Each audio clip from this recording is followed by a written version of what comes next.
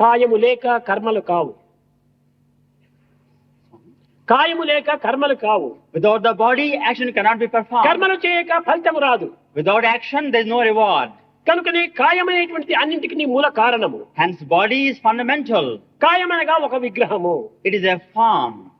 తల్లి ఒక విగ్రహమే. Mother is a form. తండ్రి ఒక విగ్రహమే. Father is a form. గురువు ఒక విగ్రహమే. The scripture is a form. అందరూ కూడా విగ్రహాలే.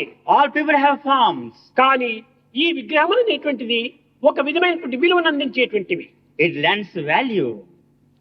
దాని ద్వారానే మనము దైవత్వాన్ని పొందడానికి సాధ్యం అవుతుంది. With these forms, we can realize God. ఆకారము లేనటువంటి ఆరాధన జగత్తులో కానరాదు. Without formful worship, there is ఆకారం nothing. లేని ఆరాధన అనేటువంటిది కేవలం ఒక మూర్ఖత్వమే.